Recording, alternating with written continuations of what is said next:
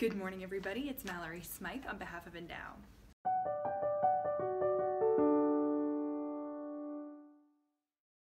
So lately I've been finding myself getting emotional whenever I meet men and women who have served in our armed forces.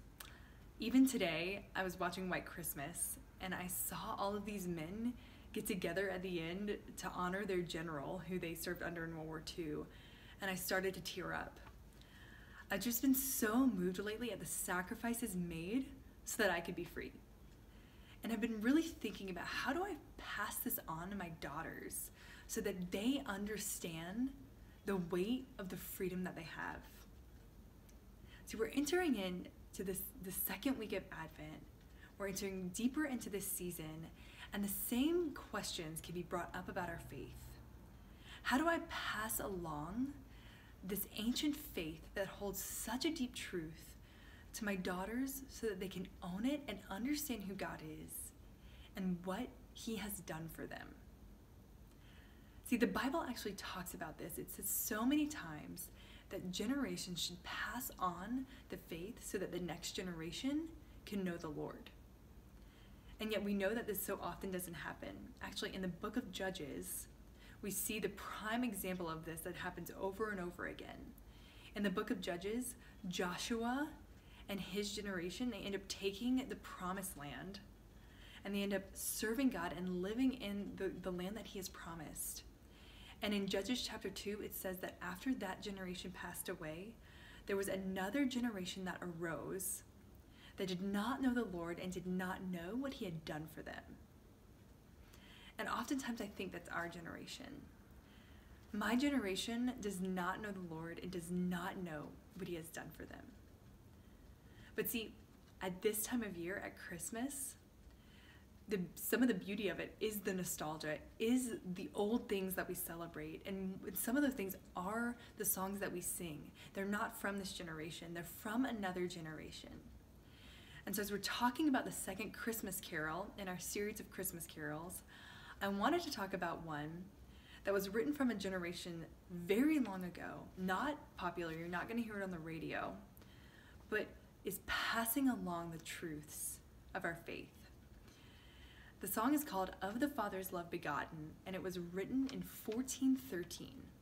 We still sing it in our churches, and the language is of a totally different generation. It's actually of the 1800s because somebody in the 1800s translated this song that was written so long ago.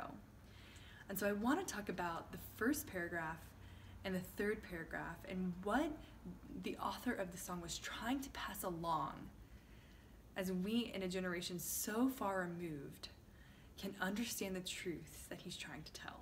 So the first verses say this: Of the Father's love begotten, ere the world began to be.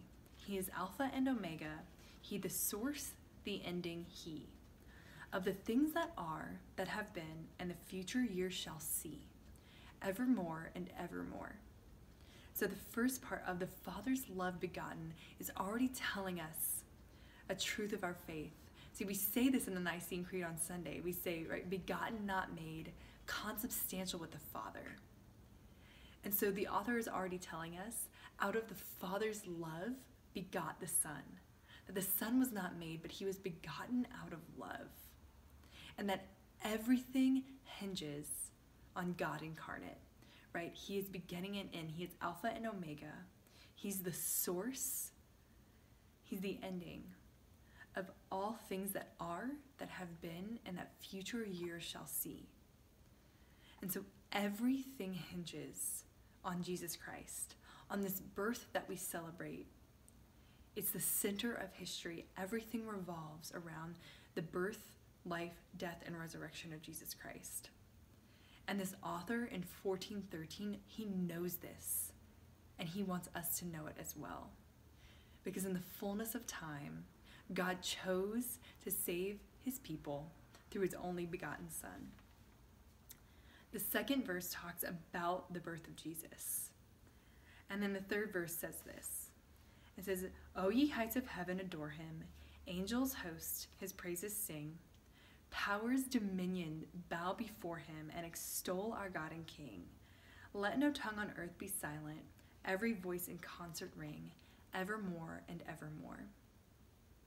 What I love about this verse is that the author is telling us that all of heaven is adoring God. That the angels, the powers, and the dominions, they get it. They see who God is, they see what he has done, and the only proper response is adoration. But yet we actually, as humanity, we have the choice to be silent. We have the choice to gloss this over as if it's not a big deal. And the author is telling us to sing, to let no tongue on earth be silent. In this Advent time, we owe God all of our rejoicing and all of our joy because of who he is and what he has done for us. So are you giving him that? Are you choosing to enter into this time, recognizing who he is and what he's done for us, and giving him all of your joy?